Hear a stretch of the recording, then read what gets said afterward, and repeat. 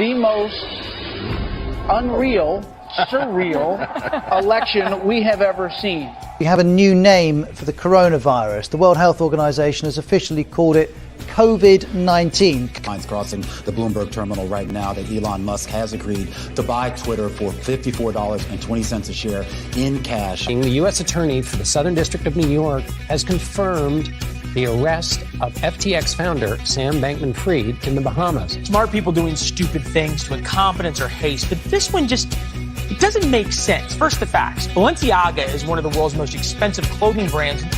Convicted sex offender Jeffrey Epstein remains behind bars today on abuse of underage girls. Prosecutors say that she recruited and groomed 4 times. As you and I well remember, the president was impeached, President Trump was impeached. No Republicans voted in the House. With me now. And so, Philip, what's the latest thing that we're getting on the Russian attacks in Ukraine? Well, day 2.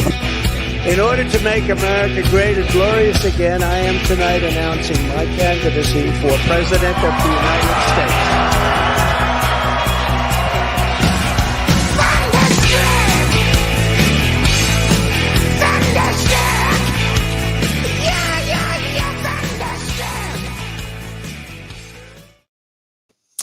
All right, ladies and gentlemen, good morning. And as you can see, I'm solo here right now. But good morning, everybody. Welcome to Badlands Daily. It's Friday, May 19th, 2023. And we're going to roll right into today's episode. Got a lot to talk about today. We've been covering, it's just been nonstop. It's literally been just like, I think I've spent 25 hours over the last 2 days behind this desk and the camera and everything else. So it's been wild. It's been absolutely wild. Oh, I wasn't sure if you were going to make it. Sorry about that, buddy. No worries, man. Good morning. How are you doing? Good morning. I'm good, man. Good to see you. Yeah, absolutely. So here is Chris Paul filling in for John this morning. I think John got a little carried away with the Panthers Hurricanes game. Was it John who did that? No, it was me. I watched the whole game. 4 overtimes. Those are the best, man. I love the NHL. I'm not watching this season because the Penguins are out, but so I have YouTube TV. I get the free YouTube TV with my cell phone stuff. Mm-hmm. And so I'm watching on that. And every time I went to a commercial, they do like on YouTube, they do like this Zen thing where like it's like just a peaceful like picture and sound and everything. And like, I didn't realize how fast my heart was racing during the overtime. And when the Zen came on, I'm like, all right, this is nice. This is nice. I'm not going to be a died suddenly because of the Florida Panthers today. Oh my goodness. Man, so I remember when I was a senior in college, I was watching the playoffs. It was the Penguins and the Flyers. And it was the game that they were, that they went into 5 overtimes.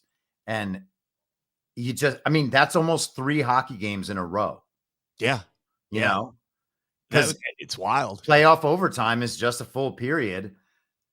So you got the 3 normal, 3 overtimes, and then 2 more overtimes. Yeah, that was absolutely wild, man. And so Absolute 1776 is a Carolina Hurricanes fan. So when they had a goal taken away in the first overtime, the Panthers did. I don't think it should have been taken away, but they had a goal taken away and he completely left. And I was like, oh, what BS in our chat. And he's like, what happened? I was like, they took away the goal, and he comes rushing back, I guess. Oh, yeah. Yeah. So, all right. So let's go ahead and get in. The Panthers ended up winning, by the way. I'll be going to the game on Monday. I scored some tickets yesterday. Nice. So I'm pretty excited about that. All right. Let's jump into the news because I'm sure you guys didn't come here to hear me talk about sports all episode. But all right. First up, as always, folks, this is from Hawaii. Teenage swimmer dies after medical emergency at swim meet. A 17-year-old died after suffering a medical emergency during a swim meet near Kapolei. On Saturday, emergency medical services treated and transport the teen who later died at the hospital.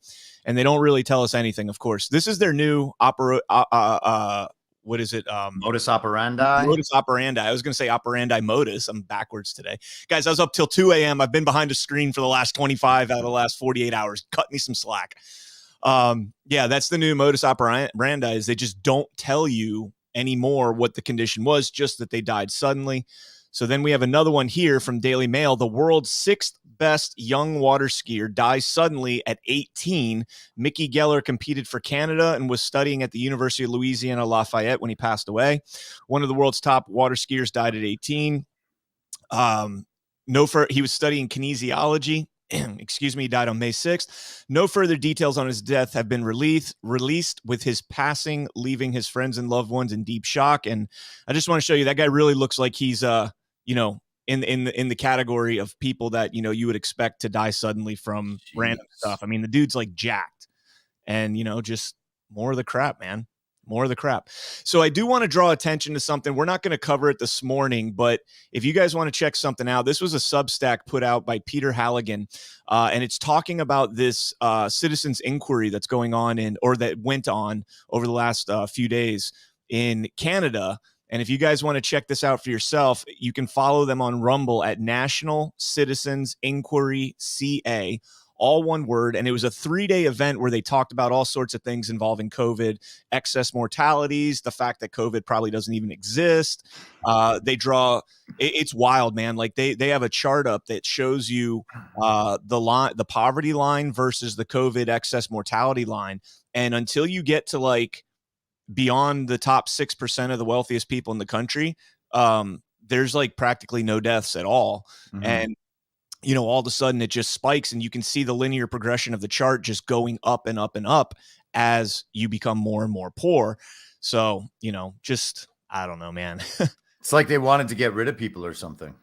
Well, that was originally my theory with China. I was like, if China releases this, it's a communist country, your contribution to society is dependent on your ability to contribute as in a state-run society. And so when you get these people that are in their 60s and 70s and stuff, they become a burden on a communist society. So they don't really want that. I mean, you just become another mouth to feed who can't contribute anything in return. And so I said in China, that makes sense. Now in the United States, I mean, it's not that different, with a lot of the Medicare and Medicaid and Social Security and all that. Now, it should never happen in this country, but I mean, look what, Whitmer, Cuomo, Wolf in Pennsylvania, look what these governors did, putting the COVID patients into the nursing homes. And, how do you explain that? Yeah, I don't think there's much of an explanation for it. It would seem to be mostly a blue state phenomenon, but, we're a lot further down the road to communism than people actually understand. They just think it could never happen here. Like communism is something that wouldn't happen in the United States. Like that's the definition. Right. But it is something that would happen in the United States. And it's happening right now. Yeah. It's literally happening right before our eyes. Speaking of communism happening right before our eyes, we covered this yesterday, and we had two special events that popped up on the Rumble leaderboard this morning. I checked that before I go live usually. And we have the Kari Lake trial, which Kari Lake was actually watching our coverage yesterday. Well, Kari Lake War Room. I don't know if it was, if Kari Lake is, I would assume she's running that channel. I doubt that, actually. Well, okay. So I mean, I think it's affiliated. I don't think that she's there. No, it is her official campaign Twitter. Right. So I don't think she's actually tweeting it out. Okay, but I would imagine if they're watching it, they'd kind of have like a little bit of a watch party or something going on. I don't know. But could be. They were watching on Badlands Media, so welcome to Badlands Media, guys. But this was a thing we covered earlier on. I didn't get to see the whole thing because I had to jump over to the trial, but John stayed the whole time, and it was pretty shocking. So this is a story out of Gateway. A dirty FBI revoked security clearance of whistleblowers before the congressional testimony, but 51 signatories of the bogus Hunter Biden laptop, they still have theirs. On Wednesday, Chris Wray's FBI revoked the security clearance of the 3 agents who were questioned the aggressive tactics by the FBI in targeting Trump supporters, conservatives, and pro-life Americans. According to a letter the FBI sent, Marcus Allen, Garrett O'Boyle, and Steve Friend had already been suspended for questioning the agency's handling of the January 6th case and stating their beliefs that the FBI had been weaponized against conservatives. Garrett O'Boyle said, quote, "I would tell them first to pray," and this is talking about people coming out as whistleblowers. He said, "I would tell them first to pray about it long and hard, and I would tell them I could take it to Congress for them, or I could put them in touch with Congress, but I would advise them not to do it. The FBI will crush you. The government will crush you and your family if you try to expose the truth about the thing that they are doing wrong. Now, they took away their security clearance, so they can't really use the asset of being a former federal agent to go out into the private where, a security clearance is a sought after thing. Mhm. And what was remarkable about this, Chris, is in that hearing, you found out that while they were suspended, some of them were suspended for almost a year. They can't really get other employment. As an FBI agent, they're suspended without pay. And as an FBI agent, you're only allowed to make $7,500 a year from outside money, they testified. So there's been a lot coming out now about, these guys were funded by Kash Patel. Well, no crap. They were funded by a lot of us because we donated to try and keep these guys afloat because you're unjustly suspending whistleblowers. I mean, it was wild, man. That hearing in general was just wild. Yeah, I mean, one of the things that was strange to me was how there were basically no Democrats there, right? They would come in and do their little thing and then leave, or they would pass their time off to Dan Goldman. And so it was basically just like Dan Goldman in there as the hatchet man with Stacey Plaskett trying to make all of these guys look bad. Yeah, and guys, it was a disgrace. It was embarrassing, to be honest with you. They were arguing about, the whistleblower's testimony wasn't disclosed to the Democrats, so they were arguing about that constantly. I brought up during the live stream, go back to Vindeman and whoever the whistleblower was. They still say it wasn't Vindeman, but you go back to that time, and it was the same thing with Adam Schiff, and we'll talk about Schiff here in a little bit, but it was the same crap. We're not going to disclose that because the Republicans will weaponize it and blah, blah, blah. Well, you use that to impeach a president under false pretenses, many false pretenses. Mm-hmm. And the fact that they look, I get the Democrats' argument in the hearing yesterday. I do. I really do. I'm not saying that the Republicans were right from withholding it from them. However, you got to look at this thing, the double standards that they have in Congress right now. Well, yes. I also think that as whistleblowers, like, they know what they need to be protected, right? I mean, the Democrats would absolutely weaponize that. They would put out any information they could about these people and their associates and their families and locations and whatever else, because they want to make these guys' lives hell so that they'll pull back their complaints. Yeah. And we've just seen this so many times. It's unfortunate that it has to be this way, but. Well, continuing with the testimony from yesterday, Harriet Hagman came out and just absolutely destroyed. I can't wait for this, but she says, I will name names. Congresswoman calls out corrupt Christopher Wray and Merrick Garland. And she says, U.S. Representative Harriet Hagman says, quote, I will name names when it comes to the corrupt leaders within the administration of President Joe Biden. She said, quote, to be blunt, the leadership of the FBI and DOJ are corrupt. I will name the names. Christopher Wray and Merrick Garland are corrupt. They know it. We know it. And the American people know it. I can't wait to hear more on that. But yesterday, Marjorie Taylor Greene introduced articles of impeachment for U.S. Attorney Matt Graves and for Christopher Wray. Mm-hmm. Is anything ever going to happen with that? No. It's purely notional, but symbolic. Hagman goes on to say, quote, as the DOJ and FBI have become more political, they have amassed more power. And as they have amassed more power, they've become more political. It's a vicious cycle that must be stopped. And goes on to say, instead, what we will see is that they will deflect. And this is talking about the Democrats. They will deflect. They will call the witness names. They will scream MAGA and extremists at the top of their lungs. They're trying to cover up the unforgivable and indefensible, which is the creation of a two-tier justice system based on political beliefs and the corruption of our political elites. I mean, yep. I was hoping for a little bit more. I'm not going to lie. Now, I didn't get to see the whole entire hearing, but I mean, just the Latin mass, going after the Latin mass, the school boards, and now going after anybody that raised concern about this is wild. And I just want to play, and I'll let you jump in after this. No, go ahead. I want to play this clip real quick. And this is from Matt Gaetz, who, is still, in my opinion, one of the strongest congressmen we have right now. But check this out. In that testimony to the Senate, you believe that Christopher Wray indicated that there were no confidential informants and no FBI assets that were present at the Capitol on January 6th that were part of the violent riot. Isn't that right? Yes, sir. Please play the video. We're now going to hear from George Hill, who worked at the Boston field office.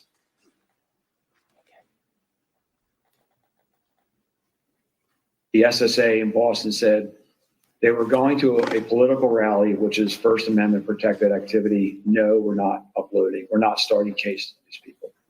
To which they said, well, we're going to call your SAC. And the SSA said, go right ahead. Because when you're pushing back, you want to make sure that you have your six covered. So the SAC and the ASAC were intimately aware of these kinds of exchanges that were going on. And again, to his credit, Joe Bonavolante said, no, we're not opening up cases on people who went to a rally. And I forgot a key part. The SSA for CT2 said, happy to do it. Show us where they were inside the Capitol, and we'll look into it. To which WFO said, we can't show you those videos unless you can tell us the exact time and place those individuals were inside the Capitol. To which the SSA responded back, and I was privy to these conversations firsthand. Why can't you show us? Why can't you just send us, give us access to the 11,000 hours of video that's available? Because there may be UC's undercover officers or CHS's confidential human sources on those videos whose identity we need to protect. So, Mr. Allen, you got retaliated against for saying the very thing that the Washington field office was telling Boston, when the Boston field office was saying, we're not going to go and investigate people that just showed up at a rally without sufficient criminal predicate. The Washington field office told Boston, well, you know what? We can't give you the evidence because it might disclose the very CIs and UCs that you are concerned about. But that doesn't surprise you, Mr. O'Boyle, does it? No, sir. And the reason it doesn't surprise you is that in a different part of the country, you saw that same pressure from the Washington field office. And did they ever try to get you to do something that was outside the normal order of law enforcement activity? Yes, sir. And what did the Washington field office try to get you to do that violated the law and regulations? They tried to get me to serve a federal grand jury subpoena when there was no proper predicate to do so. And the reason there was no predicate was because it was based on an anonymous tip, right? That's correct. And time and again, the Washington field office was trying to pressure you without corroboration to go start process on people. Isn't that right? Yes, sir. And so while I agree that January 6th was a violent day, a bad day, a day that nobody wants to relive, violence on January 6th doesn't justify weaponizing the government against people who were innocent and did nothing wrong. All right, sorry about that. Dude, it's got to be something with your soundboard, like when we're together, because I didn't change anything from the way I normally do. It was only that way for like 5 seconds, and then it got because I muted myself and then it goes to soundboard. But anyways, getting into that, like that was really significant. First off, we know from what was her name, what's her name, Julie Sanborn, the woman that testified, and Ted Cruz asked her, Miss Sanborn, was Ray Epps an informant? Is Ray Epps a Fed? All that stuff. I cannot confirm or deny, that kind of thing. Yeah. That was like 9 months ago or something. That was a while back, right? Okay. Yeah. So, I mean, you're seeing more and more of this. We find out now, perhaps that's why Kevin McCarthy isn't releasing the 11 hours of footage, which is 11,000 hours, 40,000, whatever we're up to now. Mm-hmm. That's not an excuse. This footage needs to be public. Well, the other interesting thing about it is, before we knew that we weren't getting all that footage, and it was unclear about why we weren't getting it and who had it and who was making it impossible to get it. And so now it is becoming clearer that it's been the FBI the entire time holding on to it, which you have to wonder, why do they have it? Exactly. Why is that up to them? And we've been told now that Kevin McCarthy is the speaker that footage can be put out. That was always the assumption, is that the Speaker of the House would be controlling it because it was the House security footage, right? From the grounds. And I don't know. It seemed like an info op when he was putting it out on Tucker Carlson, bit by bit. I mean, the whole J6 video footage thing seems to me like some sort of prepackaged intelligence product that they're rolling out over time.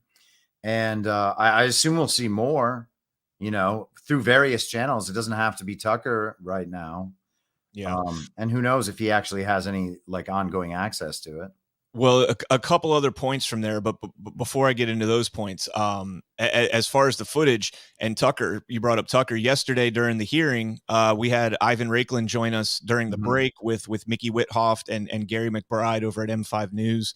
And one of the things that Ivan told me, I was with Ivan on earlier in the week. I was with him at a meeting down in South Florida, and he had told me that Steve Sund was scheduled, the former chief of Capitol Police, was scheduled to be on Tucker's show the night after. Oh, wow. He was fired. So he got fired the night before Chief Sund was going to come out. Now, we have no idea what he was going to talk about. I would love for Tucker to pick up that interview and do it again on Twitter so we can get that interview. Yeah.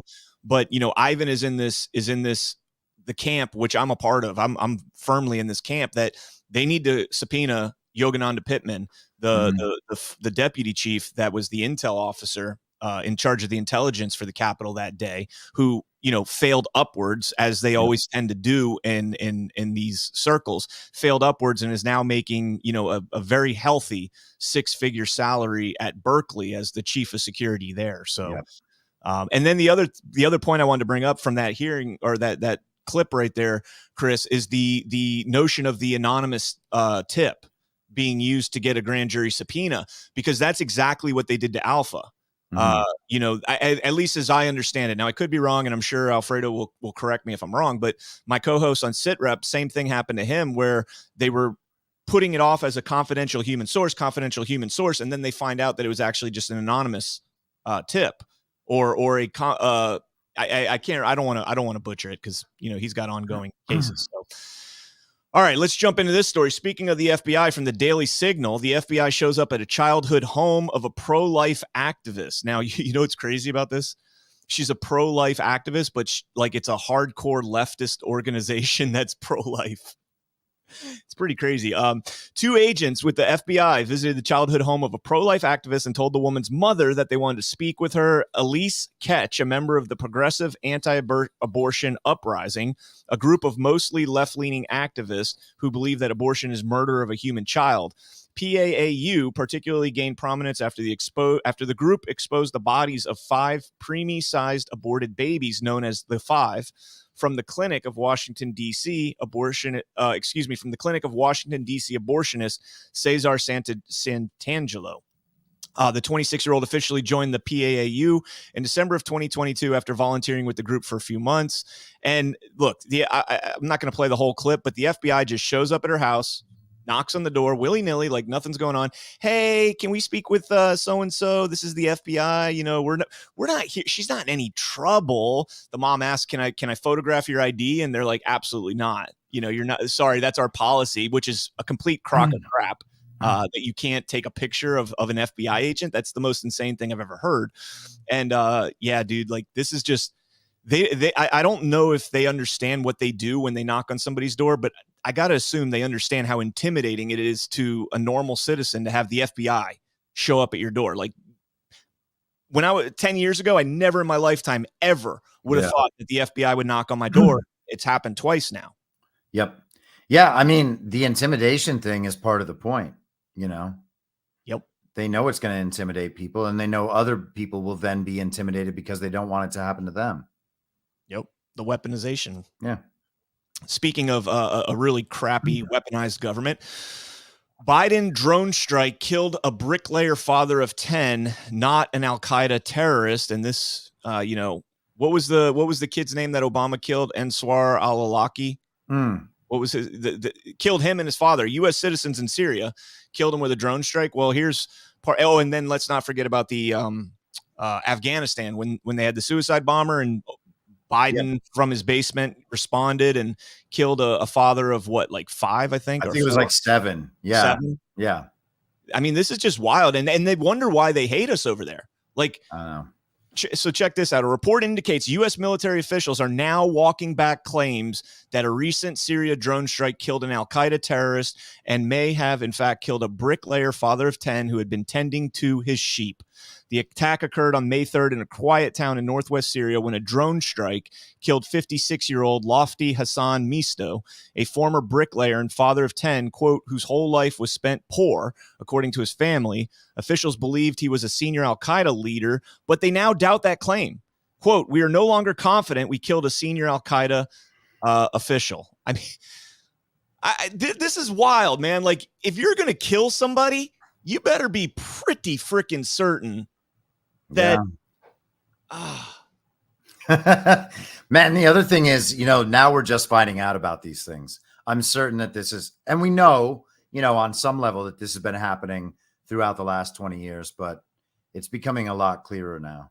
Well, and it's happening way too often, man. It's happening way too often. And that's what I'm saying. Whatever signal we got before was probably a small signal of a much bigger problem. And now we're getting a more realistic signal of how big that problem is.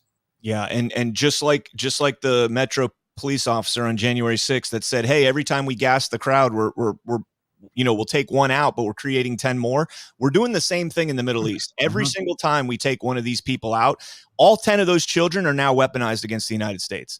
All 10 of those children are now going to hate the United States any more than they already did if they did previously, because we killed their father, and he was just a farmer, a bricklayer, and so this is something we experienced in Afghanistan. We would go out on patrol and it's like, dude, if we kill this person, if we get in a firefight and we kill somebody, their entire family was just weaponized against us. So we take one out and it's like Hydra, man. You cut one head and what is it? 3 more grow back or 2 more grow back, whatever it may be. Anyways, let's jump into this story here. This is from the Times Union. Reduced charges for a man who ran over North Dakota teen. So you remember that story, right? Of course, after Joe Biden's, Hitler speech, the MAGA. Wow. Yeah. I mean, that story kind of just left my mind immediately, but now that you say it, yeah, I remember awareness of it. So a man accused of intentionally running over an 18-year-old at a street dance in North Dakota had his charges reduced from murder to manslaughter. Shannon Brandt, 42, of Glenfield, North Dakota, initially said he hit and killed Kaylor Ellingson of McHenry, about 150 miles northeast of Bismarck, after a political argument in September of 2022. The case drew attention on social media after Brandt told authorities Ellingson was a Republican extremist and that he was afraid that Ellingson was calling people to, quote unquote, come and get him. But investigators have since said the case was not political and there's no evidence to support Brandt's claims that Ellingson was a Republican extremist. Like, that is where we're living right now, Chris. Yep. The guy said, I ran him over because he was a Republican extremist and he was after me. He said this. Yeah. And now it was okay then. That was an acceptable justification for a lot of people. Well, it's not even that, man. Like, now investigators are saying, oh, there's no signs that this guy was a Republican extremist. It doesn't matter if the kid was actually a Republican extremist or not. Sure, that's what I'm saying. But people still accepted that, like, well, it's probably a bad thing that he's dead, but he was a Republican extremist. Well, and let me jump back in here because this is their official statement. Let me zoom in for those that like to read along. It says, quote, as we have pointed out since the beginning, there is no evidence to support the misplaced allegation of intentional homicide. The state and defense forensic experts have provided comprehensive reports confirming this tragedy was an accident. Misplaced media hype and community conjecture and a confession. Oh, no, it's not in there. Is no substitute for evidence. Mr. Brandt is anxious for the truth to be told at a jury trial. I mean, that's just wild, man. That's just wild. Like, so wait. Let me get my memory straight on this.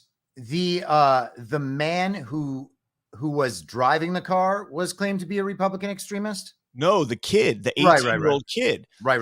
Okay. And he was drunk. The driver was drunk and ran the kid over. And as soon as he did it, he, like, unless we were lied to in the media, and I think a lot of outlets were reporting this, not just, what they call the alternate media.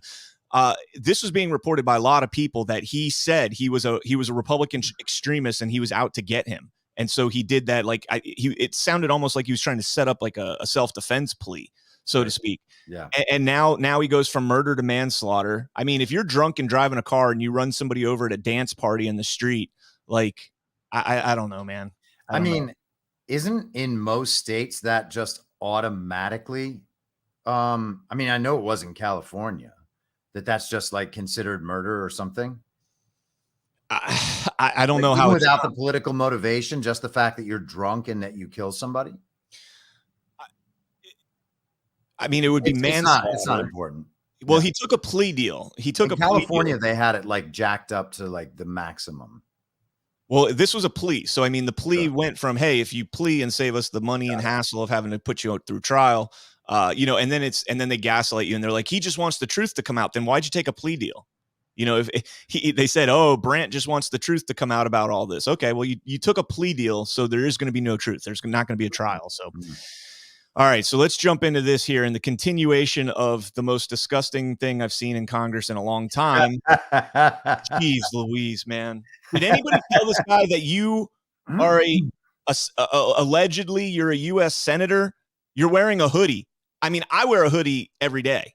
Right. But I'm not a congressman or a senator. Yeah, and you're not appearing in formal situations and speaking to the nation. And if you were, you'd put on a suit. Like, is he that untouchable that nobody was like, dude, what the hell are you doing? Go put on a suit. I think that this is an obvious public shaming of Democrats, so I think it's funny. The guy is I said this on Twitter the other day. He's an example of not only the catastrophic consequences of election fraud, but the catastrophic consequences of COVID vaccine damage. Well, let's listen he hits them both.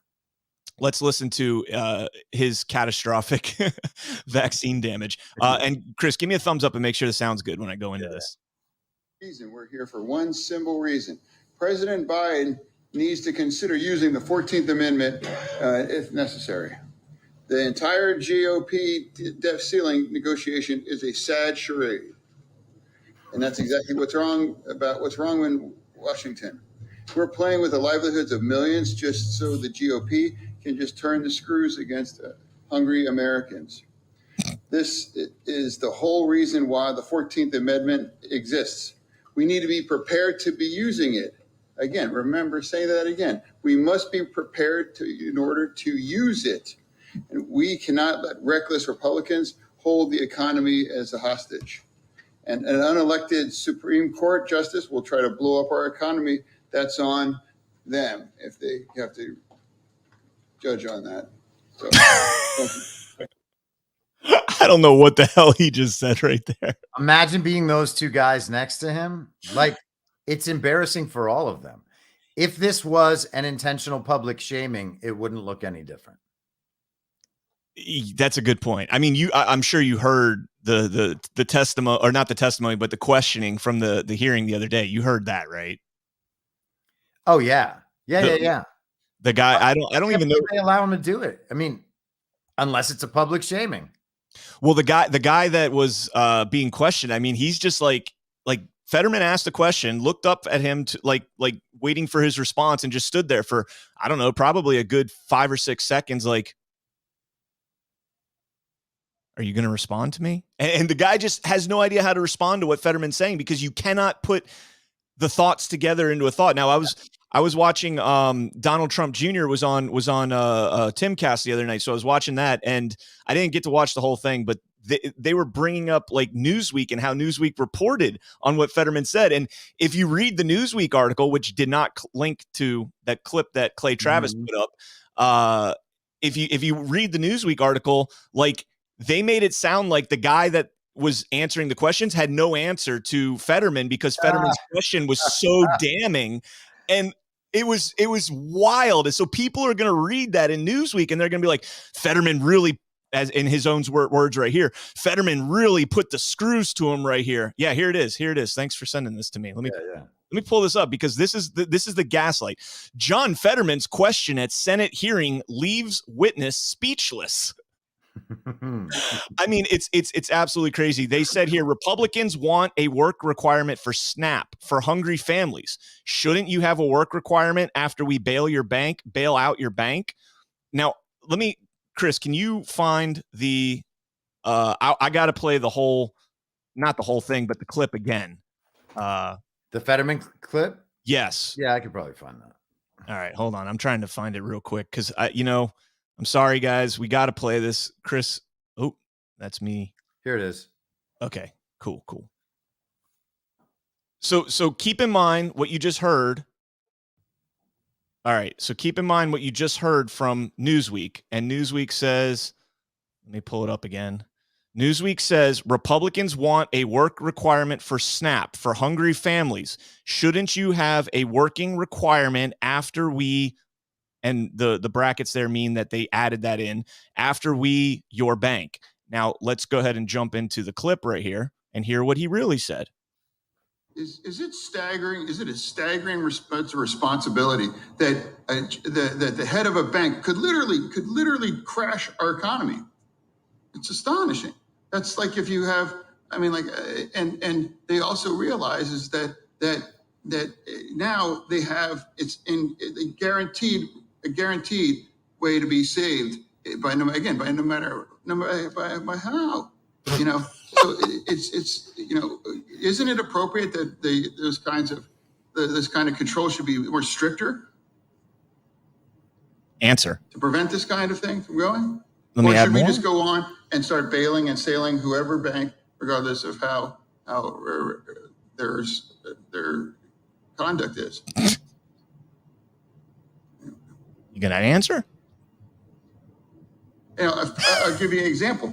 The Republicans want to give a work requirement for SNAP. For a hungry family has to have this kind of penalties or some kinds of working required. Shouldn't you have a working requirement after we sail your bank with billions of your bank? Because they seem to be more preoccupied than SNAP and requirements for works for hungry people, but not about protecting the taxpayers, that will bail no matter whatever does about a bank to crash it.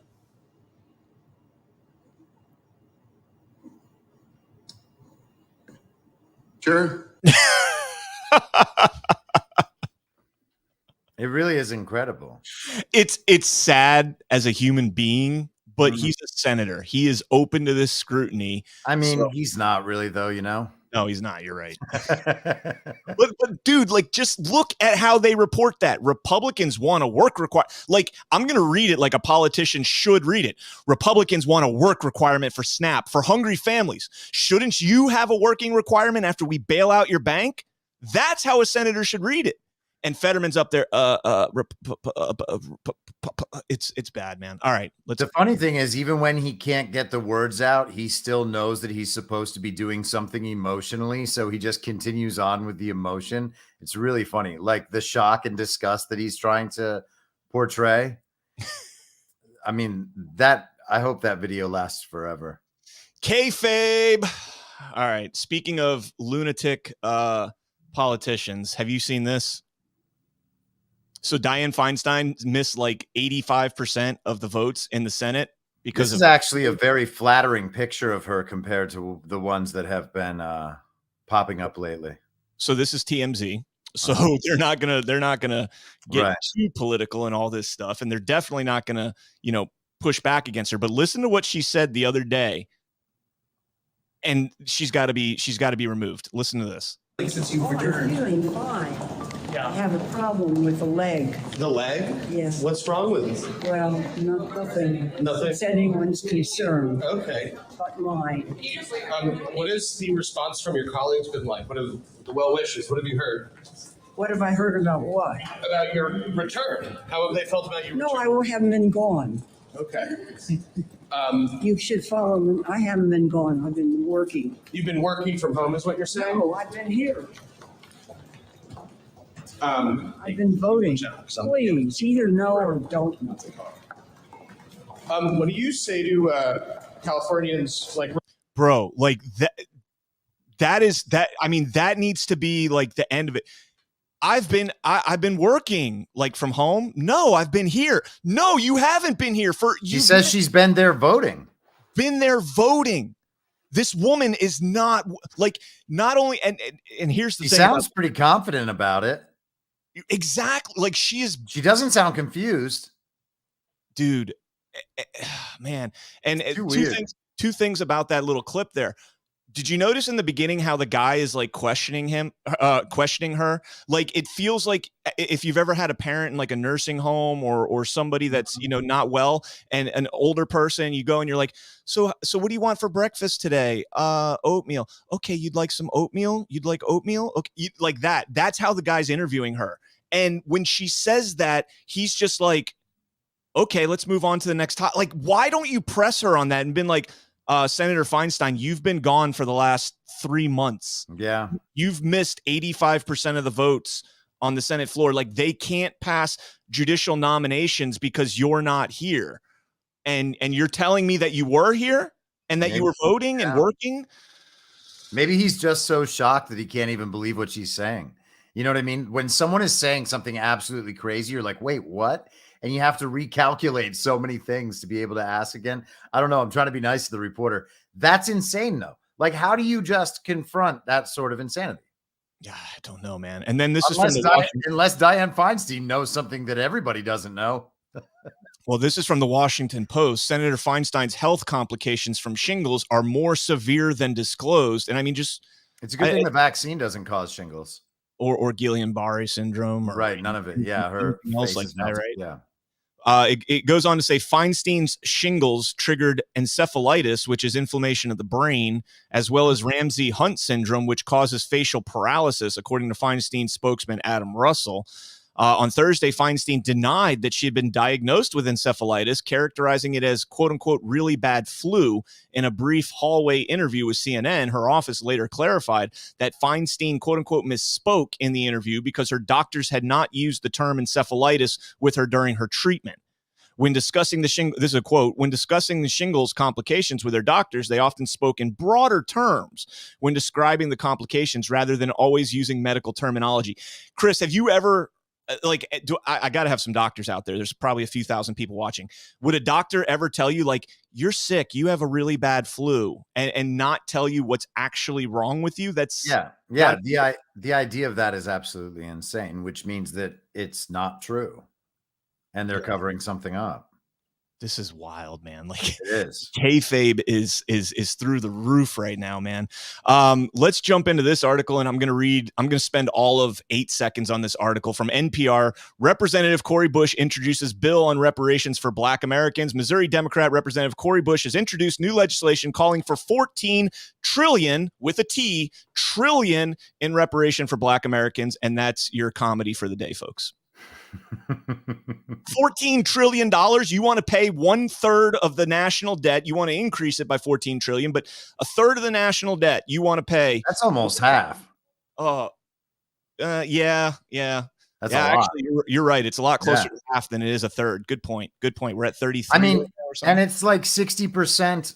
Well, maybe just under 60% of the GDP. It's absolutely insane. 14 trillion for people that I love it though. Slaves. None of us own slaves. I mean, it's just wild. But you know what though? The more they come out with absurd crap like that, the more people are going to be like, "You guys are insane. You guys are literally insane." So buddy, now you're on my page. No. This is news, man. You want to have a podcast with me? We could talk about this all day. But yeah, I mean, dude, I just read 4 stories that are pure kayfabe, man. John Fetterman, the Newsweek article, Feinstein, 2 articles on Feinstein, and now Cori Bush calling for $14 trillion. Mm-hmm. How can you not look at this and be like, nobody in this world takes the United States of America seriously right now? Well, I have a feeling that things like this are happening in other countries as well. I think what the realization people are having is that we don't have to take these politicians seriously. Like we've been convinced over time that all of these people are, very serious, competent people who have lived successful lives, and they've gone on to a career in public service where they are going to, help out all the little people. That's not it. These people are clowns. Yeah. They're put in a position to say certain things on behalf of someone else. And it's all coming undone now.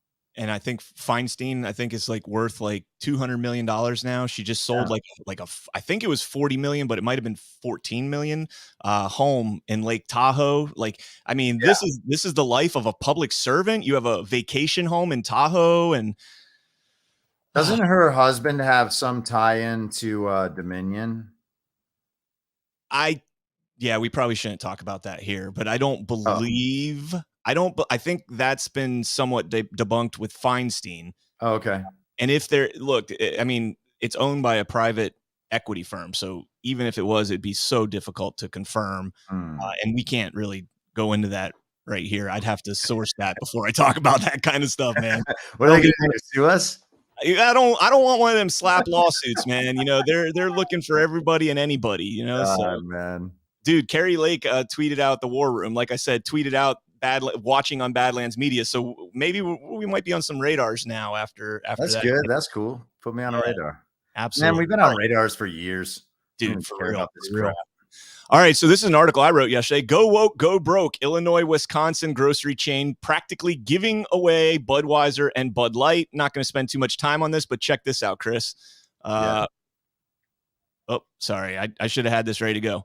99 cents for a case of Bud Light. A case, not a bottle, not a six-pack, a whole case. 18 beers, 99 cents. Deal of the century right there if you drink that. What do we call it? Tranny fluid? Is that what it's called? Tranny fluid? I haven't heard that, but it certainly sounds accurate. All right, so let's jump into this one. Talking about Title 42 coming out from Real Clear Investigations, court backlog clog. It's the story of immigration now, and it's growing inexorably. I can't speak today. I'm trying to say inexorbitantly. New migrants pouring into the U.S. after the Biden administration let a COVID-19 restriction called Title 42 expire last week will not break the nation's stretched court system. I read that and I was like, oh, really? This is going to be an interesting article. The system's already shattered. According to several former judges, immigration experts, and Department of Homeland Security data, the average wait time for a notice appear before a judge at one of the nation's 66 immigration courts is now 4.5 years. In some cities, such as New York City, it's 2032 before they're going to have a court date. So all these people that are coming over here, the illegal immigrants crossing the border, are being let go in the country and given a court date to come back in 10 years. That's way better than any green card. I'm sure that they'll come back for their court date. Of course they will. Of course they will. In 10 years. By the way, I just looked at the Feinstein thing. And so her husband, Richard Bloom, had an investment in a company called Avid Technologies that apparently owned part of Dominion and now doesn't. That's what the USA Today fact check says. So just to be accurate on the air. We don't want that slap lawsuit. We wouldn't, and we would never want to doubt a USA Today fact check. No, because they're always perfect. Always right. I will say this: USA Today is the only fact check organization or segment of it that has reached out to me about an article that I've written. They're the only one. So they're at least polite. Yes, PolitiFact and Lead Stories have all run fact checks against me, and I run them right back because if I publish something, I stand by it 100%. So I run them right back. USA Today reached out to me, and here's the funny part: they reached out to me. I carbon copied my boss in the email that I wrote back. I wrote them an explanation of everything in my article. They ran the entire article. They still fact checked what I claimed. Never mentioned me. Never mentioned my article. Never mentioned my response. This was about Colorado, the election, the logic and accuracy test they failed in Colorado. They mentioned a former Senate candidate from Illinois and a statement that she made about it. Completely ignored me, who wrote the whole story, and cited which ironically I had interviewed her a few weeks before, but not about anything with that. So did they write in the article that they approached you for comment or no? Or they just left it all aside? No, so they asked me just for my sources on my article and some other stuff about it, and I wrote it out. I was like, they just didn't include any of it. None of it. None of it. Wow, terrible journalism. I know, right? I should publish that. I should publish I should publish the response that I put out, and then publish what USA Today wrote about the story. But anyways, staying on the immigration here for a second, U.S. Custom Border Protection. Today, an 8-year-old girl tragically passed away while in U.S. Border Patrol custody in Harlingen, Texas. Is that how you say that? Your guess is as good as mine. You're from Texas. You can't. I could I say don't every know all city. the locations, buddy. Really? Okay. Yeah, I could tell you every city. But you got all those little towns in the Everglades and stuff in the swamp. Like Apopka and Immokalee. And, yeah, like you got names like Waxahachie and whatnot. Oh, with the Calahoochee, we have like yeah. See, we have a lot of Seminole names. All right, anyways, no way you could remember all those. Emergency medical services were called to the station and transported the child to the local hospital where she was pronounced dead. So just wanted to throw that in there. I had another one set up here, but the Fetterman article jumped in there. 24 Republican governors commit to help Texas defend its border. And what are they going to do? Absolutely nothing. Absolutely nothing. This is just more of this like, hey, look, we're actually doing something. There's a problem with every facet of our political system at that level where they beat their chest and stick their chest out like they're going to do something. This is a war, man. Like, these are military age males crossing our border related to the cartel, bringing drugs, human trafficking, sex trafficking. Like, what more evidence do you need that this is an attack on America before we start getting serious about that? And when we send National Guard down there, not sending them down to open the gate like we played yesterday and let the people in, but rather to push back and say, get the hell out of here, and raise your rifle up and say, if you cross our border, we are a sovereign country. You crossing our border, you're not allowed to do this. Yeah. But I mean, somebody's got to have balls to stand up to the federal government and what their inability to do and do it themselves. Because, I mean, this is crushing Texas. It's crushing Arizona. New York is getting hammered. Well, yeah, but I mean, we've seen all those stories over the last couple of years about how people who were actually defending their property, as a result of this problem, they get treated just as harshly as the, as school board parents of kids by school boards and the J6 protesters and everything else. Whatever happened with the Arizona guy that killed the guy on his property? Remember that, the rancher? I do remember that. I remember his trial was starting or something, right? I don't think I ever followed up on that. Well, they gave him like $1 million bond, and they ended up getting it, because people started fundraising and everything and donating. And they ended up getting it. I mean, it was heartbreaking, man. Like, this guy's in the courtroom and he's like 80 years old, 75 years old, something. And he's turning around to his wife and he's like, I'm sorry, honey, make sure that you go to your eye appointment or something like that. And it's like, that's heartbreaking, man. Like, these guys are on their property. These people are trespassing on their property. He alleges that they shot at him first. And it's wild, man. It's really terrifying that somebody could be prosecuted for something like that. But see if you could find that. I want to read this story real quick and see if you could get an update on that. So, from the Blaze Media, Mayor Adams claims 50% of New York City hotel rooms are being occupied by migrants, and it's already hurting their economy. Quote, in order to address an onslaught, you have to have places you can put people. Almost half of all hotel rooms now are taken up by asylum seekers. Think about that. I'm not sure what it's going to take before people hear what I'm saying. New York City is the hotel capital. We're the hotel capital. Tourism, visitors, sporting events, graduations. It's a major economic engine for us, and almost 50% of those hotel rooms are being taken up by migrant asylum seekers. So rather than making money off of it, they're having to sit there and pay money for all this. The past couple of days, we covered 2 weddings that they canceled all the guests that had reservations at hotels in order to make room for migrants. They kicked a bunch of veterans out and moved them down the road to another hotel to make room for the migrants. And then they're going to schools now in New York City and allowing these migrants to come in and stay in the gyms, and therefore not allowing the students to utilize the gym. No, they're not being able to go and do their physical education and all that stuff. And yeah. All right. So you said there's no update there? Yeah, it doesn't seem to be. These are just all I'm seeing on a quick search is just those articles from back in February where they set the bail and refused to lower it, or the bond. Okay. All right. Well, let's keep moving. And guys, I'm trying to go a little bit quick today because I got the lake trial and I got to kind of eat at some point. Are you guys, does that come up? You still another hour before that, right? Noon. Yeah. So an hour from now. Yeah. Noon. So, All right, this is from KQED. California officials investigating loss of 30-ton shipment of explosive chemicals. 60,000 pounds of ammonium nitrate. All my veterans out there that have been to Iraq or Afghanistan, you guys know all about ammonium nitrate. 60,000 pounds of ammonium nitrate, a chemical used as both fertilizer and a component in explosives, went missing as it was shipped by rail from Wyoming to California last month, prompting 4 separate investigations. The rail car loaded with 30 tons of chemicals left Cheyenne on April 12th. The car was found to be empty after it arrived 2 weeks later at a rail stop in the Mojave Desert. Ammonium nitrate is commonly used as fertilizer. It's also an ingredient in high explosives and was used in the homemade bomb detonated in the 95 attack on the Murrah Federal Building in Oklahoma City.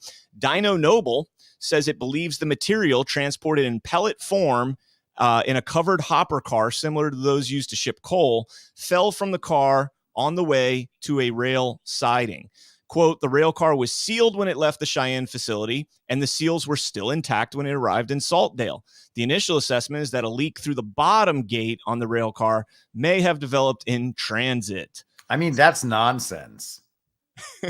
Like, they might as well just tell us they never filled the car with that stuff. Yeah, pretty much. What in the world? Yeah, it's just a little hatch on the bottom we forgot to close. That hatch may have been open. Yeah. Well, I mean, well, you know what we could do is, like, in a week or maybe a month, let's drive the rail and just see where the really green spots are going down the track. Trees start growing up like at the sun, but this is a little bit scary because you've got 2 huge problems with this. One, 60,000 pounds of fertilizer are missing. And what's the big deal that we're seeing out of Ukraine and Russia and everything? They're talking about not getting fertilizer because it comes from that area. And so there's like this shortage that's supposed to be happening across the country. And 60,000 pounds will have a little bit of a hurting on wherever it was going. But then also the explosive aspect to this. And, with the MAGA extremists out there, keep your eye out for the Fibbies. The Fibbies were following that train and just like scooping it up as they're moving, like, who can we give this to? All right, let's jump into this story here. New York Post, Disney worker arrested on child porn charges, posted about quote unquote hot teens. Wow. Why is it always Disney employees? Like, so I'm from Florida, and I watch a lot from Grady Judd, the sheriff up in Polk County. And, it's like they do these sex operations, these sex stings. And it's like they do, I don't know, sometimes 2 or 3 a year. And every single time there's a Disney employee that's wrapped up in it in some form or fashion. Yeah. So here, a longtime Disney World employee was arrested for allegedly sharing child pornography and uploading pictures of a pal's underage daughter online, saying he wanted to, quote unquote, impregnate her. Bro, if one of my friends, I don't have kids, but if one of my friends ever said that about, I have younger siblings, said that about one of my younger siblings, I would beat the crap out of them. Like, done, gone. Daniel Rivera, Walt Disney World Parks and Resorts employee of 20 years, was booked at the Orange County Jail following a month-long investigation into his Dropbox account that contained several files of children under 10 having sex with adult men. Investigators said Rivera, a father of 2, admitted to obtaining child porn about once a week for the last 10 years, and even shared personal information about coworkers on adult sites. How much of this do you think will originate in some form or fashion from Disney World? Man, I mean, I don't even want to speculate. This is disgusting. Dude, it gets worse. 155 posts on the sites, quote, including several photos of young girls and women he claims he knows. Several of them included co-workers dressed as Disney characters, with Rivera allegedly posting in an online forum that, quote, hot teens in mouse ears are a weakness of mine, end quote. Another post includes a picture of an underage daughter of a friend in a cheerleading uniform with a caption of how he, quote, is fantasizing about having sex and impregnating her. And then you want to know the worst part? According to court records, he told his wife that he knew he had a problem but failed to fix himself before his arrest. Neighbors told WFTV9 that Rivera's wife gave birth to their second child on Monday while he remains locked up in Orange County Jail. So you literally just had a newborn baby, and like, what is wrong with people, man? Like, the death penalty bill in Florida? You know that, right? Yeah. I let him be the first example of it, man. The Disney stuff is crazy, man. It really is all them. It really is always them, it seems. And it should be kind of obvious that like a child's theme park might be the sort of place that would attract these kinds of predators. And the fact that it keeps happening over and over again and Disney doesn't seem able to stop it is pretty disturbing. It almost makes it seem like Disney's involved with it. Well, that's the concerning part.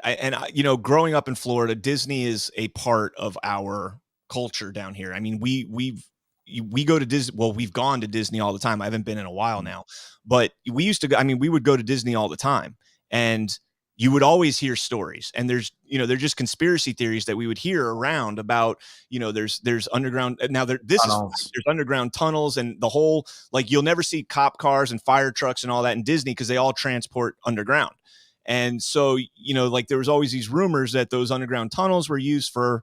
Yep. Yeah. So we won't get too much into cruise liners. Yeah. Well, that's right. They just started the cruise line. And there was in that article, they actually talked about, Patty McMurray of 100% Fed Up wrote an article talking about the cruise line that happened in 2014 where they had a trafficking operation going on there. So. All right. Another leak here from CNN. Exclusive new evidence in special counsel probe may undercut Trump's claim that documents he took were automatically declassified. And I'm not going to read this article because nobody, and I've talked to Stanford professors, law professors. I've talked to lawyers. I've talked to judges. I've done a lot of research on this, trying to get one person to tell me the procedure that the president of the United States is supposed to follow to declassify documents, because there isn't one. There isn't one in Executive Order 13526 from Obama. There isn't one in any. Nobody can give me the procedure that the president is supposed to follow to declassify documents. So I don't give a crap about these stories. Yeah. But I want to throw that out there. Yeah, they're going to keep that going for as long as they can to make it sound like he did something, because Jack Smith is like their grand hope. He's going to be the one that gets Trump. Yeah, right. Speaking of getting Trump, GOP Representative Anna Paulina Luna submits House resolution to expel serial liar Adam Schiff from Congress. On Wednesday, Representative Anna Paulina Luna introduced a resolution to expel Russia hoaxer and serial liar Adam Schiff. Schiff pushed the Trump-Russia collusion hoax for years, claiming he had evidence of the collusion. House Speaker Kevin McCarthy considered removing Russia hoaxer and serial liar Adam Schiff from Congress, as well as pursuing possible criminal charges following the release of the Durham report. He said, quote, "You had Adam Schiff, who is chairman of the Intel Committee, lying day after day to the American public that he had proof, that he knew the proof. Now we're finding in the Durham report his own staff are threatening witnesses, or they threatened witnesses. I mean, why is this individual still even in Congress? And why does he think he can even run for higher office than what he did? Now it's time that people have consequences for their actions, and you've got to clean this up where this can never happen again." When you talk about the threat to democracy, it is exactly what we're talking about.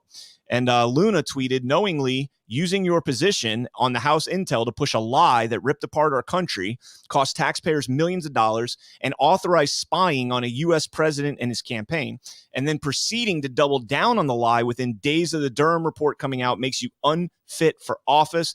Ethics should investigate." And I'm not going to play the MSNBC clip where he came out and doubled down and said, "Yeah, the Durham report was a big nothing burger. It's false pretenses. It was a bad investigation. Yeah. Barr influenced him." Barr has been gone for 3 years. Get Barr out of your head. Yeah. I mean, I hope, this isn't going to work. It would be lovely if it did. He's not going to be expelled from Congress this way. It's great that the heat is going on him, though. I'm super happy she did this. People have to know who and what Adam Schiff is, especially all the Biden supporters out there who watched Adam Schiff go on television and lie every night and ate up every little bit of it. What does it take to expel a member of the House? I'm pretty sure it's 2/3. 2/3? Just the House, though, right? Yeah, it doesn't go beyond that. Yep. Yeah, I don't know that they'd be able to get the votes. Maybe if they did votes anonymous, they'd be able to get them. Because I think the moderate Democrats are like, this guy is unhinged. I mean, what is a moderate Democrat, though, now?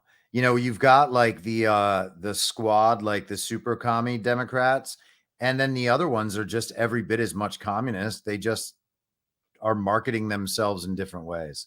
I don't think there's anybody in that party who's opposed to the agenda that's being implemented right now. There's just different ways they express it, you know, and the corruption Joe level. Manchin? What's that? Joe Manchin? Joe Manchin seems as corrupt as anyone in public office to me. Oh, I agree You know with what I that. mean? But I don't think he buys into the agenda because he knows that West Virginia will kick him to the curb. Oh, I don't think anybody cares about that anymore. I think that paradigm is kind of obsolete at this point, where they're not concerned about the voters. They're just concerned about public narratives. You know, if you can keep a narrative at a point where people will believe the result of a stolen election, that's as much as you have to do. Okay, You don't actually have to set yourself up to win elections. All right. Well, you know, we got to go through a couple of our ads here. I've been getting so worked up on all this that I completely forgot. So, ladies and gentlemen, first up for today, we've got The Wellness Company. Are you worried about spike proteins and how they impact your health? Are you looking for help but don't know what to do? The Wellness Company has an answer in the form of their clean, pure, all-natural spike support formula developed by experts like Dr. Peter McCullough. The Wellness Company's spike support includes incredible nattokinase, dandelion root, black sativa extract, green tea, and Irish sea moss. Even better, the spike formula by the Wellness Company is vegan, gluten-free, and made right here in the United States of America, so you know that you can trust and rely on it if you are concerned about the spike proteins. Buying American-made naturalistic ingredients of this quality separately will cost you over $100. The Wellness Company spike formula is only $65.99. Go to spikedefend.com to order spike support today and use promo code Badlands for 10% off. That's spikedefend.com, promo code Badlands for peace of mind if you are concerned about the spike proteins. All right, and then we're going to go ahead and knock out two here real quick. We also got another great sponsor of ours, Field of Greens. So doctors say you should eat 6 cups of fruits and vegetables a day. Well, I don't have time or the desire to eat 6 cups of fruit and veggies a day. But according to a massive study, people who eat healthy live longer and have less heart disease and diabetes and less cancer. So I take Field of Greens, and I'll tell you why. Unlike other fruit and vegetable supplements, each specific fruit and vegetable in Field of Greens was medically selected to support specific functions like heart health, liver and kidney health, immune system, your metabolism. I take Field of Greens every day to help me stay healthy. Field of Greens works fast, and if you're like me, you'll feel healthier, have more energy. Your skin and hair, well, I don't have hair, so will look healthier, and it can help you lose weight. But the biggest benefit of the Better Health Promise, take Field of Greens, and at your next doctor visit, if your doctor doesn't say something like, quote, whatever you're doing, it's working, keep it up, return it for a full refund. And to help get you started, we've got 15% off for your first order here, plus get another 10% off when you subscribe to reoccurring orders. So visit fieldofgreens.com and use promo code Badlands. That's fieldofgreens.com, promo code Badlands. So thank you to the Wellness Company and Field of Greens.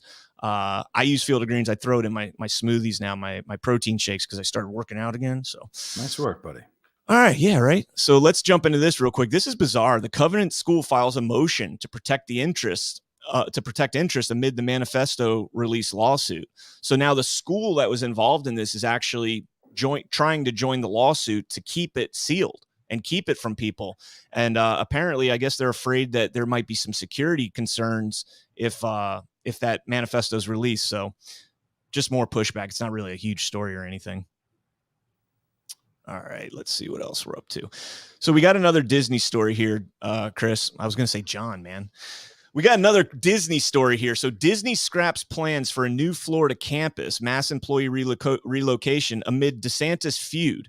Now, there's another story that I've got pulled up here about Disney, and it's this one here, that Disney's absurdly expensive Star Wars hotel is shutting down. So you're starting to see, like, Disney is really, I mean, the top 3 flops from last year, we covered this story a month ago. The top 3 flops from last year were all Disney films. Like, Disney is getting hammered. Nobody is, this this is the go woke, go broke, I think. Mm-hmm. You know, they canceled this $1 billion campus in Florida. They're closing down the Star Wars hotel, which is heartbreaking for me because I know Disney sucks, but I really wanted to go there. Like, I mean, you could, yeah.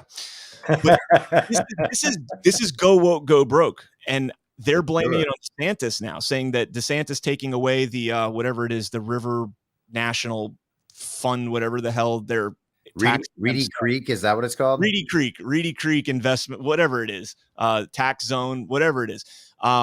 Which, by the way, I didn't know about that as a Floridian. I never knew that until DeSantis kind of shone some light on that. But I think Disney's really struggling, and they're trying to pass it off as something bad on DeSantis.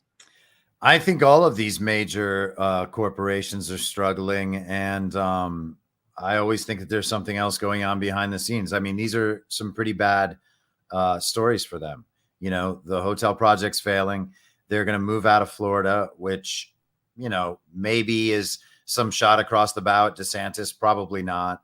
The thing about the pedophiles and predators, that there's just a lot going on, man. I just see this pattern developing of all these major companies, these major names, major celebrities, sometimes just being publicly destroyed, you know, and I think that trend's going to continue. Yeah. Well, I mean, Bud Light, you know, the 99 cents for Bud Light, a lot of these corporations are starting to get hammered by this. Sorry, I'm trying to find something over here on the side.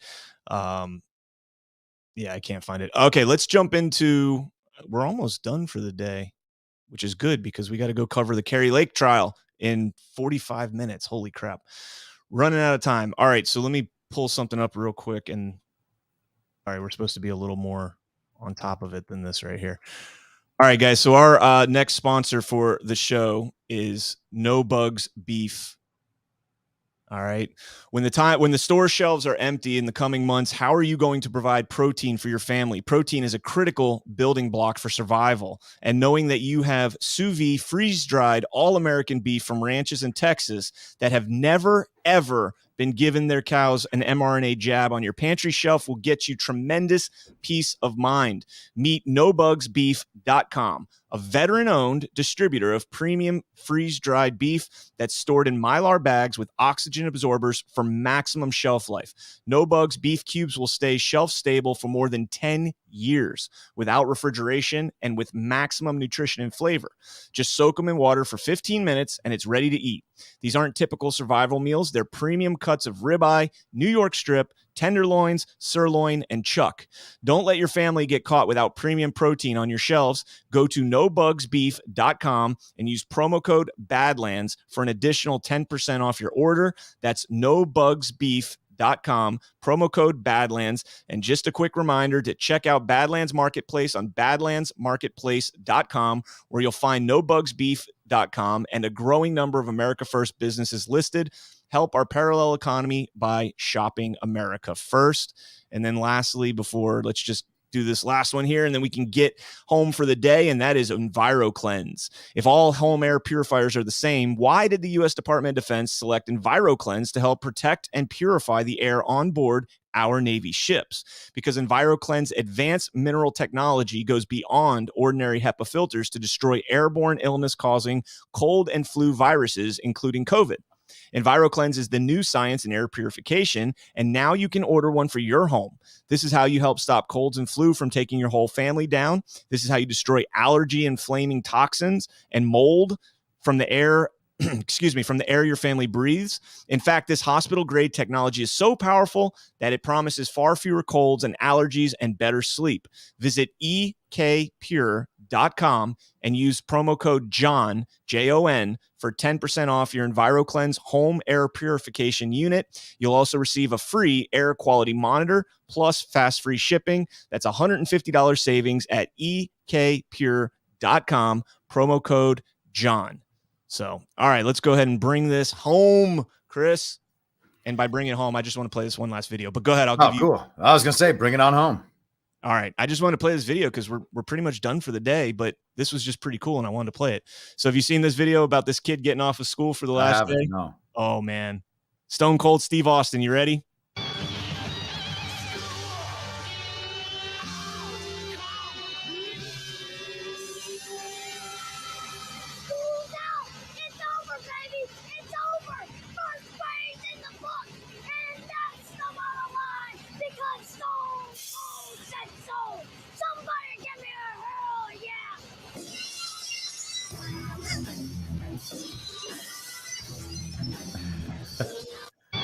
All right, I just wanted to play that because I thought I was a big Stone Cold fan as a kid, man. And when he'd stand up on the turnbuckles and crash the beers and just that was pretty cool, man. So I wanted to give you that. Oh, we got Rumble. I wonder how they got the school bus driver to participate in that. I don't know. Maybe the kid was like, "Hey, you're not going to want to miss this. I'm about to go viral on TikTok." And bro, half of these kids have viral social media platforms anyway. So the kid's probably like, "Look, I'm going to go viral. You want to be in it?" I don't know. All right, Critter64 says, "Good morning, CanCon the Brian." I think he meant the brain because that's what they joke with me, even though I'm not the brain anymore. All right. Sergeant SG Lambert 4 says, CanCon, thanks for constantly calling out Ed Krasenstein on Twitter. Those guys are the worst. Have you seen this new thing about like they use their profiles are like former like Bieber fan club and like Jonas Brothers fan club? I wonder if they kind of like if they copped those fan accounts and repurposed them, like if they bought them and all the followers. Or if they themselves just used to run Bieber fan club stuff. Both of them are highly likely. Yeah. Highly likely. I mean, those guys are dorks. Big time. It's entirely possible that they could have been running a Bieber fan club. Well, hey guys, tomorrow Saturday, right? Yeah, tomorrow I'll be on your coast. They live on the west coast of Florida. I'll be on your coast tomorrow. Hit me up. We'll do the debate. Not even the debate. Yeah, they live on the west coast of Florida. Oh, God. So they're hit me up. Such liars and frauds. We'll sit down. I'll bring all my evidence and we can have a discussion about the evidence because we got in this heated thing about there's no evidence of fraud in 2020. And I'm like, there's a shit ton of evidence of fraud in 2020. You're just ignoring it because CNN doesn't talk about it. Right. And the other thing is like, that's not the standard. You know, they can't prove that election was legitimate in any way. There's no evidence that Joe Biden got 81 million real lawful American votes. And until they can prove that, it's like, it's ridiculous to hold everybody else to the standard that you have to have all the evidence of a certain amount of fraud and that has to be able to be proven true beyond any reasonable doubt to absolutely everyone in the world. It's just nuts, man. These people say stuff isn't proven until they themselves decide to believe it. And evidence of election fraud is absolutely everywhere. There's no evidence that the vote was 81 million. There's just no evidence and they can't prove it and they won't prove it. So, and they won't let anybody check. When we get a ruling on Kari Lake's trial, and I don't know if you've been following it very in depth. A little bit, yeah. Yesterday they revealed that they had 70,000 ballots that were the signature was verified in less than 2 seconds. Yeah. They were talking about that on Tuesday. What was it? Wednesday as well. Yeah. And there's more than that. And there were like 264,000 under 3 seconds. Right. No, I think it was 321,000 in under 4 seconds. Ash knows all these stats. So we'll talk about these in the buildup. But if we don't get a ruling in our favor on this, like that was the only line of defense in mail-in ballots was that right there, the signature verification. We're going to make sure these are real active voters and all that crap that they gaslit us with. And now it's like, hey, you remember you told us that's the line of defense and that don't worry if there's fraud, we'll catch it. I'm going to Hyder Garcia testifying in the Philippines. If there's fraud, we'd catch it. Well, you now have your line of defense is completely penetrated and you're just going to continue to tell us that this is perfectly fine that we continue to vote like this. And yeah, well, I mean, the defense's opening statement on Wednesday was basically just saying, we are not here to debate whether or not this process is satisfactory or sufficient. The process is what the process is, and it just matters if the process happened or not. Here you can see the process happening, so that's it. That's all that is required to say that an election was free and fair. And so I think that this is a great example to the public. I kind of don't think that we're going to get the right decision from this judge. If we do, great.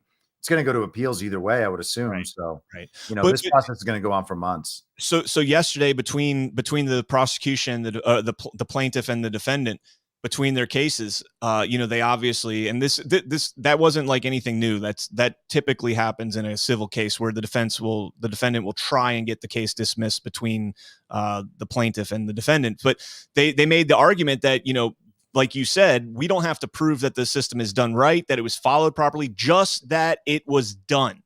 So this, I've been thinking in my head, and maybe you could come up with a better analogy, but this would be like when I was in the Marine Corps, you had to go out and run 3 miles, and it had to be a timed event. You had to do it in a certain amount of time. This would be like me saying, well, I'm going to go out and run my 3 miles to make sure my time's right. Go out and run 10 feet, turn around and say, well, you can't show that I didn't run. You didn't do it. Just because you made some sort of an effort doesn't mean you did the signature verification. Just because you sat behind a computer and clicked through it and said, look, I'm doing the signature verification, but you're not verifying the signature. You're just pressing a button. So you're not doing it. But this is going to be wild, Chris, because, this is what they tell us is one of the lines of defense. And when we finally show you like your own law was not followed, the defense is, yeah, we followed it. It's just, we didn't follow it right or to your satisfaction. And that is terrifying right there. Like that is the stuff that you rise up against when something like that happens. One would hope. Yeah. So reading on, Glamour Wee says, love you guys. Can you tell me why no one is addressing the meeting with the World Health Organization regarding giving them authority over our health? The meeting's going on May 21st through May 30th through the 30th. Congress held a presser the other day. I'm not familiar with the congressional presser, but the meeting's the 21st. Today's the 19th. I'm sure we'll be talking about it on Monday. I also think the other thing is this is a process that's been playing out now for probably a year. A lot of people have some familiarity with this. At the end of the day, this would be some sort of treaty signing, and that's not going to be something that anyone is going to allow ultimately. These are the sorts of things that only exist to me as public narratives that will push an awakening. Like, I'm glad that people understand that this stuff is happening, but like, I don't see this as posing a real threat. So it's not a focus for me. I think you might have actually been on with me when we covered a constitutional attorney that wrote an article. I can't remember where he wrote it, talking about Joe Biden being able to sign off over our sovereignty to the World Health Organization in the case of another pandemic. And the argument was, well, our Constitution would supersede that. And the attorney that wrote this article was basically saying that they've done this in a way, that Joe Biden is doing this in a way that it would our Constitution would not be applicable. It would circumvent our Constitution somehow. Now, maybe, with this meeting coming up, it's a good time to go back and revisit that and start researching it a little bit more. But it was something about if he does it as a foreign treaty, as opposed to, that would be able to subvert Congress from the process, and at the same time give him, the plenary authority over it. But again, we'll be covering this next week. Trust me. So, SR Davidson 13 said, thank you, Badlands Media, for all you do. God bless you all, and became a monthly supporter. Appreciate that. Patriot Mole NYS says, breaking today, Georgia, Trump Senate confirmed Abudu 49-47. I'm not sure what that is. First black woman on the 11th Circuit Court. Oh, that's pretty cool. Let me pull that link up for later. By the way, Garland Favorito's case has been assigned now in Georgia. It went all the way up to the Supreme Court, got kicked down, got remanded back down to the court. Now, the crazy thing about this, and this is the case to see the 2020 ballots for Georgia. It was originally going back to Judge Brian Amaro, and I believe now it got reassigned to Judge, I think his name's Patrick McBurney, who was the judge that oversaw the Fannie Willis, excuse me, I don't remember if it was the Fannie Willis one, the grand jury investigating Trump and the phone call. So isn't that the Fannie Willis one? Well, yeah, but he wasn't involved with Fannie Willis. He was just presiding over the investigation. So, and of course, I think the investigation said that there was wrongdoing. So I don't know why it went away from Judge Brian Amaro. I'm going to do some more research. I got some phone calls to make after this, and we'll get into it. All right. Liberty prevails. No rant, all rave. Thanks, Brian and Chris. Hey, appreciate that. Quick and simple. Got to go through these kind of quickly. If I miss one, I'm sorry. Do you have the app? John was supposed to send it to me. No. That, like tracks all these, like puts them in. I didn't do that.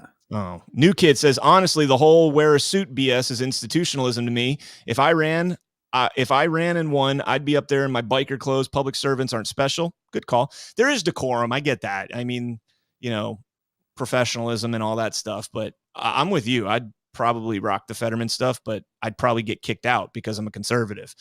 So EC was here. Being brain dead has never impeded the career of a Democratic politician.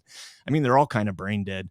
Got another one here from New Kid says, whatever you do, don't buy the U.S. Army TM31 210 OR show it. Don't buy the U.S. Army TM31 210 or show it to the audience. Okay. I don't know what that is. I feel bad. Missy Brash says, according to the PRA, Trump can basically use the force to declassify anything he wants while in office.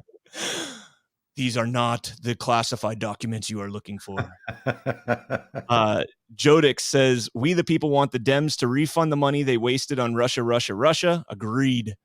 Nancy K. Reese, is it true that Biden is considering freezing bank deposits because of low M2 money supply? I haven't heard that, but I was talking with, I was talking with somebody the other day that was saying, like, in Nigeria, you can't withdraw more than $42 right now. Shocking. From the bank, right? Liberty Line says, Mr. Venezuela said he was able to approve signatures at Valenzuela, was able to approve signatures at 2 seconds each. He never said they were correct. TM, technical manual for the Army. Oh, okay. That makes sense. All right. And that's it. All right, guys. Thank you guys all. Oh, one last popped in. Natalie Naslin says the people are retarded. Like okay. the video that John plays now for the special coverage. Oh, I know. Yeah. Yeah. All right, Chris. Thanks so much for joining me, brother. Appreciate having you here, man. Yes, sir. All right. Yeah, I'll see you soon. Yeah, everybody else out there, we'll see you guys over on Kerry Lake's live stream. We'll be going live here in about 30 minutes. I don't know. I got to find the outro because John always does this. So, you know what? I might just end it. Wait, I can probably help you with that. I don't know what the outro is. John, help me. Isn't it just this this video? I don't know. One of them says outro. Should I play that one? Well, yeah. Amateur hour. All right, guys. It's been like 28 hours. I'm done. Thank you so much for joining us, and don't forget to hit the thumbs up on this video. And a special thank you to all of our advertising partners. Please remember to shift your dollars to support those businesses that support Badlands Media. If you're interested in advertising Badlands yourself, reach out to Kitty Gillespie. Our email is ads.badlandsmedia@proton.me. That's ads.badlandsmedia@proton.me.